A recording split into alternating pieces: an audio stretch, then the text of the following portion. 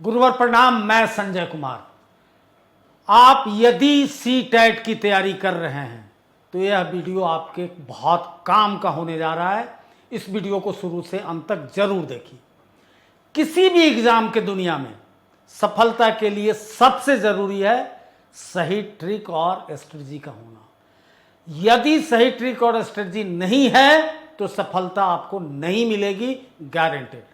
90% लोग प्रतियोगिता परीक्षाओं में केवल सही ट्रिक और स्ट्रेटजी के कारण असफल हो जाते हैं। लेकिन यदि आप हमारे कहे को पे चलते हैं तो लाखों के लोग इस वीडियो को देख रहे हैं या इस परीक्षा की तैयारी कर रहे हैं। गारंटेड है कि हमारे ऐसे क्लास के बच्चे एक केवल सीटेट को क्वालिफाई ही नहीं करेंगे, रिकॉर्ड नंबर लाएंगे। चूंकि आपको बताते हुए बहुत खुशी हो रही है कि यूपीएससी, देश की सर्वश्रेष्ठ परीक्षा यूपीएससी दिल्ली प्रिंसिपल में हमने धांसू रिजल्ट दिया है। आके आप यूट्यूब पे देख सकते हैं। लेकिन इन सारी बातों को समझने के लिए, जानने के लिए सबसे पहले स्ट्रेट फॉरवर्ड क्लासेस चैनल को सब्सक्राइब कीजिए और घंटी बजाइए।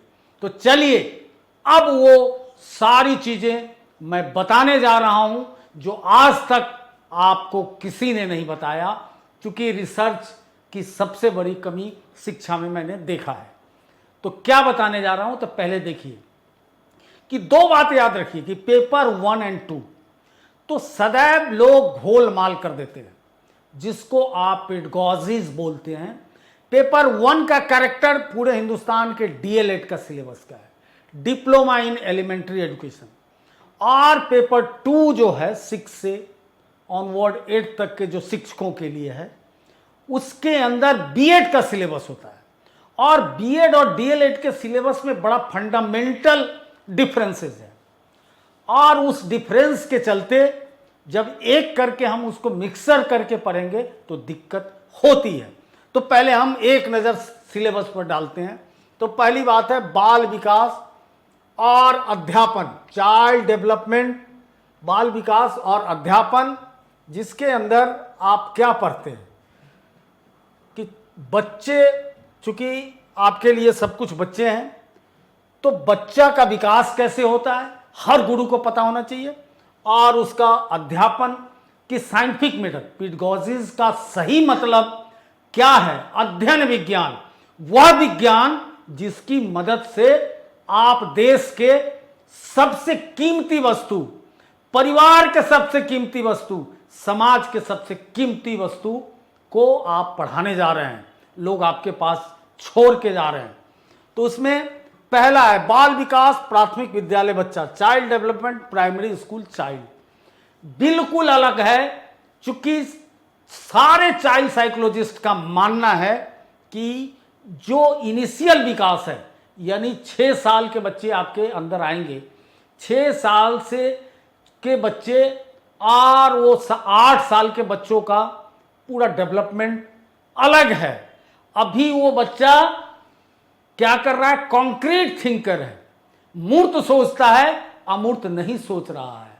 वो जब एब्स्ट्रैक्ट नहीं सोच रहा है तो पेडागोजीज में आप उम्मीद ना करें कि कल्पना से बच्चा कोई काम कर लेगा। आपको 2 मेथड लगाना है कि अवलोकन, आपके बिहेवियरल अवलोकन, आपके पढ़ाने को, उसी चीज को छूकर, समझकर, गंध से, स्वाद से बच्चे का मनोवैज्ञानिक विकास होता जाता है। उसके बाद दूसरा टॉपिक है समावेशी शिक्षा।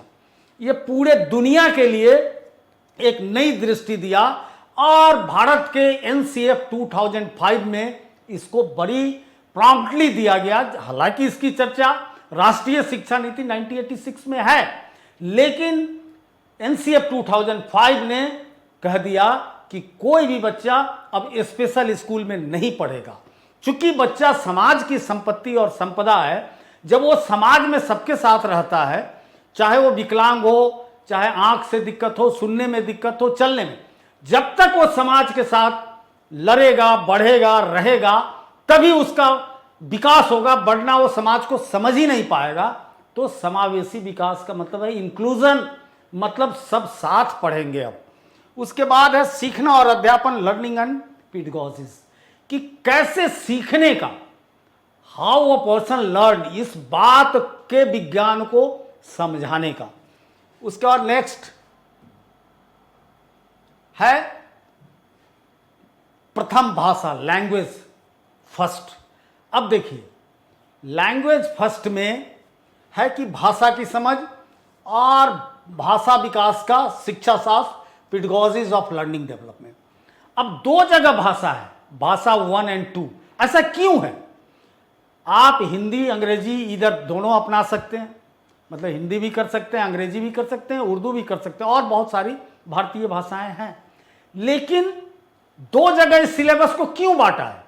यह केवल शिक्षा में ही ऐसा संभव है। दो जगह बांटने का मतलब है कि एक भाषा, दुनिया के सबसे बड़े भाषाविदों का मानना है कि भाषा का जो विकास होता है बच्चों में, खासकर लॉरेंस कोहलबर्ग का इस पे जोर है कि भाषा का विकास एक सांस्कृतिक विकास है, it is a cultural development. तो वो बहुत सारी चीजों को अपने संस्कृति से लेके आता है, एक एक शब्द छांट कर बीन कर लाता है, और भाषा कहीं ना कहीं कोड भी हो जाता है। बर्नस्टीन ऐसा कहता है कि आप देखिएगा किसी खास परिवेश के बच्चे के पास जो शब्द है वो अलग किस्म का है, हर समाज के वर्गों के पास शब्द अलग अलग किस्म के होते हैं। वो ऐसा कोई जरूरी नहीं है कि वोकैबुलरी का शब्दकोश का शब्द पूरा समाज यूज करे, नहीं, वो उसके खान पीन रहन सहन पे निर्भर करता है।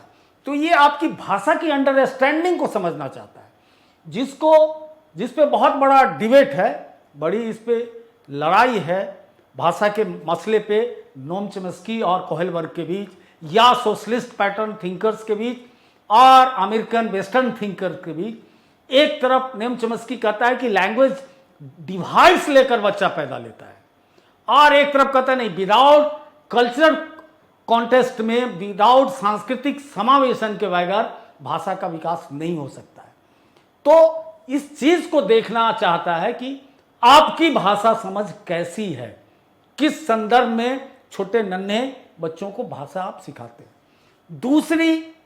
द्वितीय भाषा है, इसमें भाषा को जो यूनिवर्सल कौन बनाता है, भाषा हम जो बोल रहे हैं आप कैसे समझ रहे हैं, तो भाषा का यूनिवर्सलाइजेशन, वैश्वीकरण या सामाजिकरण कैसे होता है कि सबके पास अंडरस्टैंडिंग के लिए भाषा जिस पे चलती है या जो कनेक्ट करता है, डेट इज कॉल्ड ग्रामर। व्याकरण नाम से उसको हम जानते हैं। व्याकरण वो पक्षी है, वो चिड़िया है जो भाषा को सिस्टमेटिक ढंग से कोड कर देती है। हालांकि पहले पेपर में कुछ भी कोई बच्चा अगर बोलता है तो सामने वाला रिसीव कर जाता है।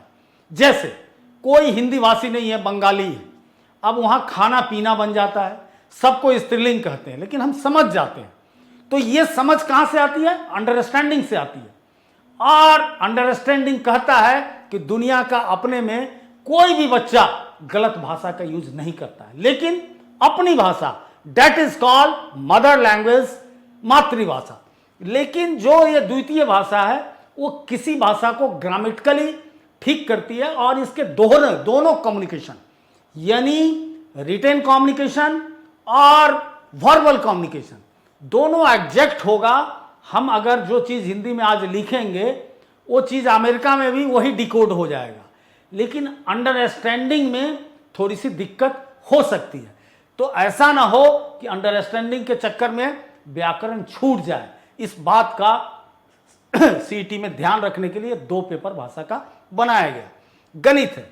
अब गणित के अंदर 2 चीज हैं, एक आपका प्रॉब्लम सॉल्विंग एटीट्यूड कैसा है, समस्या का कैसे समाधान करते हैं, कैसे आप किसी बच्चे को कहते हैं ये केक है और इस केक को तुम 6 लोगों में बांट दो, तो 6 टुकड़ा जब करता है तो समझ जाता है किसी के पास कितना पोर्शन गया। तो ये एक तरह से मैथमेटिकली क्रिया है जिसको हम बॉडमास कहते हैं कि पहले काकर, उसके बाद भाग कर, जोड़ घटाओ, सिस्टमेटिक करते हैं। तो उस समझ को देखते हैं कि 2 जोड़ 2 बच्चा 4 कैसे लिखता है। लेकिन पेडागोजीज भी इसका भी है, भाषा के साथ भी पेडागोजीज जुड़ा हुआ है, जो ये बताने को तैयार है, क्योंकि आप देख रहे हैं कि 30 प्रश्न गणित में है, जिसमें आधे आधे बट गए हैं। आधे आपको ऑपरेशनल है, यानी संक्रियाएं करनी है, और आधा क्या है कि कैसे कोई बच्चा भाषा को और गणित को सीखे। कई बार ऐसा करते हैं लोग गलती कि किसी बच्चे को गणित में सहज रुचि नहीं है, ठीक है, और गणित सीखना मिनिमम एक जरूरी क्राइटेरिया है, क्योंकि गणित के बिना, भाषा और गणित के बिना कोई भी समाज जी ही नहीं सकता है। शुरू से आप जाते हैं, पूछते हैं कैसे किलो है, क्या रेट है, कितनी टॉफियां हैं, तो उसको समझने के लिए आपको देख रहे हैं कोई बच्चा ठीक नहीं कर रहा है, तो ढेर सारे आपके पास चीजें हैं। जैसे आप किसी बच्चा को बोल दीजिए 10 टॉफी लो, सारे दोस्त को बांटो, और उस पूछिए कि कितने लोगों को बांटा, तो काउंट करके इजीली बता देगा 12 लोगों को। 10 टॉफी है तो काउंट करके बता देगा कि 10 लोगों को मैं बांट दिया। तो बट नेचुरल वो बच्चा समझ गया डिवीजन कि एक एक टॉफी सबके हिस्से में आए। जब तक ये चीज मदद नहीं करेगा तब तक आप ऑपरेशनल मैथमेटिक्स नहीं कर सकते हैं, यानी उसकी गणना नहीं कर सकते हैं, जोड़ घटाव गुना भाग नहीं। इस अंडरस्टैंडिंग की उम्मीद की जाती है कि आप स्कूल के अंदर भाषा गणित सिखाने के लिए पार्क बना सकते हैं, छोटा सा गार्डन, कोई त्रिभुजाकार होगा, कोई वर्गाकार होगा, कोई आयताकार होगा, तो बच्चा उससे कनेक्ट हो जाएगा। चूंकि दृश्य के माध्यम से मनोवैज्ञानिकों का मानना है कि चीजें जब दिमाग में जाती हैं तो जीवन में आदमी कभी भी नहीं भूल पाता है। उसका नेक्स्ट है गणित के बाद चलते हैं पर्यावरण अध्ययन, इन्वायरमेंटल स्टडीज। इन्वायरमेंटल स्टडीज का मतलब उस पर्यावरण बोध से हमको नहीं होना है जो केवल और केवल ऑक्सीजन और कार्बन डाइऑक्साइड और जीव जंतु की बात करती है। यहां सारे सब्जेक्ट, चाहे वो समान अध्ययन के सब्जेक्ट हो, सामाजिक विज्ञान के हो, प्योर विज्ञान के हो, वो सारे सब्जेक्ट बच्चों को 5वीं तक एक कॉमन चीजों के अंदर पढ़ाया जाता है, जिसमें अपने वातावरण, मौसम, हवा, पानी, खाना पीना, रहन सहन, भूगोल, इतिहास, सबका बोध हो करता रहता है। तो इसमें सबसे बड़ी बात है कि ये समझ के क्वेश्चन तो फैक्ट बेस है, लेकिन इसकी अंडरस्टैंडिंग कि वो क्या समझ रहा है, इसके समझ के बिना, जैसे बहुलतावाद, ग्रामीण स्कूल में तो भी देखते हैं कि अलग अलग कास्ट, क्रीड, धर्म के लोग बच्चे आते हैं, शहर में अलग अलग संस्कृति प्रांत के बच्चे आते हैं। तो कोई बच्चा हर के किसी बात पे हंसे नहीं, उसका मजाक नहीं उड़ाए, उसके अंदर वो सांस्कृतिक बोध हो कि अगर ये अपने ब्रेकफास्ट में केवल चना लाया है भुना हुआ, तो समझे, उसको समझना होगा कि अलग अलग आर्थिक समाज है, अलग अलग विषमताएं हैं। अब कोई बच्चा गणवेश में जा रहा है, उसका बहुत साफ है, बहुत अप टू डेट है, अप टू मार्क है, किसी का गंदा है, तो इसका मतलब है कि वो कहीं ना कहीं एक सामाजिकता का भी रिफ्लेक्शन है, समाज भी कक्षा में दिखता है। तो बच्चे के अंदर इससे कोई भावना गलत ना पैदा हो जाए, निगेटिविटी ना आ जाए, इसलिए जरूरी है। अब हम चलते हैं पेपर 2 जो बीएड के सिलेबस पे है। कभी भी दोनों को नहीं मिलाइएगा। और एक बहुत बड़ी सूचना आपको दूं कि सदैव याद रखिएगा कि संसार के हर एग्जाम में क्वेश्चन रिपीट होते हैं, इसमें भी होते हैं, लेकिन ऐसा बना दिया गया है, लोगों के अंदर ये धारणा डाल दी गई है कि बहुत सा क्वेश्चन रिपीट कर जाता है। कहां करता है? पेडागोजीज में करता है, 10% से ज्यादा नहीं करता है। लेकिन क्या होता है, कहानी यह है कि जैसे जीन पियाजे को हम पढ़ते हैं, कॉग्निटिव डेवलपमेंट उसकी थ्योरी है, संज्ञात्मक विकास। तो कभी किसी स्टेज से क्वेश्चन पूछ लेगा, 4 स्टेज हैं, तो जीन पियाजे रिपीट करता है जरूर, लेकिन कौन स्टेज कब रिपीट कर जाए कोई नहीं जानता। उसके बाद जीन पियाजे के और बहुत सारे साइकोलॉजिकली डेवलपमेंट की बात है। अब कोहेलबर्ग को हम लेते हैं। कोहेलबर्ग एक मॉरल फिलोसफर है। अब कोहेलबर्ग चलता है मॉरलिटी को लेकर, और वो मॉरलिटी कनेक्ट हो जाती है बहुत सारे समाज के परिवेश से। तो कई बार आपको क्वेश्चन ऐसा पूछेगा, लगेगा अरे ये तो, चूंकि एक क्वेश्चन बार आप समझ लिए क्या रहा है, चरित्र निर्माण की बात है, ये है, तो आप अपने को खतरे में डालेंगे। बायस्क्यू को पढ़ रहे हैं तो बायस्की केवल ठीक है, लैंग्वेज पे उसने काम किया सोशलिस्टिक अप्रोच से, नेम चोम्स्की का उसने खिलाफत किया और बाद में बहुत सारे वेस्टर्न फिलोसफर ने भी उनको साथ दिया, स्वयं रिस्क ने उनको साथ दिया। तो इस तरह से पेडागोजीज के अंदर लगभग 60 लोग इन्वॉल्व हैं, एक दो लोग नहीं हैं, और बड़ा हेयरलाइन डिफरेंस हो जाता है। कई बार हिंदी अंग्रेजी के अनुवाद के चलते दिक्कत हो जाती है। जैसे हम प्रैग्मेटिक की बात करते हैं जॉन डीवी के संदर्भ में, तो प्रैग्मेटिक का आप क्वेश्चन का सबसे जरूरी है कि अंग्रेजी पढ़ना बहुत जरूरी है, तो चीजें खुल जाएंगी। अब व्यवहार मूलक कोई लिख देता है, कोई प्रयोजन मूलक लिख देता है, अक्सर लोग गलती कर जाते हैं कि अरे ये क्या है। तो ये गलती जॉन डीवी की, जो खुद अपने आप में बहुत बड़े हीरो हैं, तो वो समस्या करती। तो आपको समझना होगा कि पेडागोजीज का डिवीजन क्या है, बहुत बड़ा फील्ड है। एक तो पॉलिसीज, अभी जमाना है एनईपी 2020, अब एनसीएफ। अब कई जगह आपको कोचिंग वाले या लोग बोलते हैं एनसीएफ पढ़ना, लेकिन क्या, व्हाट? एनसीएफ का मतलब है 2005। एनसीएफ हर शिक्षा नीति के बाद जो प्रोसेस है कि पहले शिक्षा नीति बनती है, उसके बाद नेशनल करिकुलम फ्रेमवर्क बनता है जिसको पाठ्यचर्या कहते हैं, और तब जाके सिलेबस बन के किताबें बनती हैं। एक त्रिचरणीय प्रक्रिया, पूछ सकता है कोई क्वेश्चन। उस त्रिचरणीय प्रक्रिया में चूंकि करंट एनसीएफ अभी तक टिल डेट 2005 कृष्ण कुमार जी के निर्देशन में एनसीईआरटी ने निकाला, एनसीईआरटी ही तैयार करती है, तो और चेयरमैन वही होता है जो एजुकेशन कमीशन का होता है। फिर उस एनसीएफ में बहुत सारी बातें कही। अभी मात्र एक महीना पहले एक नया एनसीएफ 2020 का आ गया, बहुत बड़ा डॉक्यूमेंट है, वो पब्लिक डोमेन पे रखा गया मशवरा के लिए कि क्या आप इसमें परिवर्तन करना चाहते हैं। थोड़े बहुत परिवर्तन के बाद वो एनसीएफ लग जाएगा। हो सकता है जुलाई एग्जाम में उस एनसीएफ पे भी 2-4 क्वेश्चन पूछ ले, तो उसको पढ़ना जरूरी है। मैं पूरा पढ़ाऊंगा, क्योंकि देख रहे हैं कि यूपीएससी प्रिंसिपल तक पढ़ाता हूं, तो छोड़ूंगा नहीं। उसके बाद पॉलिसीज बहुत जरूरी है कि हर पॉलिसीज पे नजर हो, यानी एक नजर आपके अंदर अंडरस्टैंडिंग हो कि प्राचीन कालीन भारत की शिक्षा क्या थी, वो मास एजुकेशन नहीं थी। मध्यकालीन शिक्षा क्या थी, तो उसके बाद अंग्रेज ईस्ट इंडिया कंपनी आए तो शिक्षा का क्रमशः विकास कैसे होता है। पहले आपस में वो लड़ते हैं कि नहीं।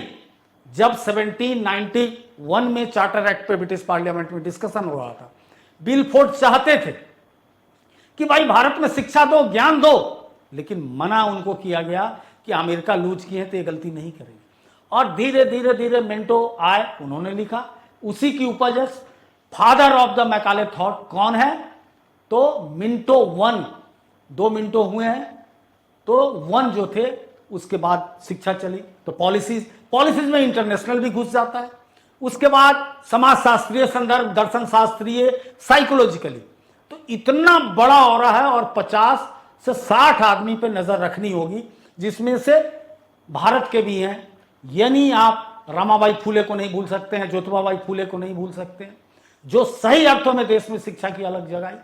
आप गांधी को नहीं भूल सकते हैं, टैगोर को नहीं भूल सकते हैं, विवेकानंद, अरविंदो, जेजू कृष्णमूर्ति को नहीं भूल सकते हैं, और भारत के संदर्भ में आप मोरिया मोंटेसरी को भी नहीं भूलेंगे, क्योंकि उनका संबंध भी यही रहा। गिजुभाई को भी ना भूलेंगे, ताराबाई बोधका को भी नहीं आप भूल सकते। कहीं ना कहीं उसके कॉन्सेप्ट से क्वेश्चन होता है, उसके बाद विश्व में चलेंगे तो भरमार है सारे स्कॉलरों का।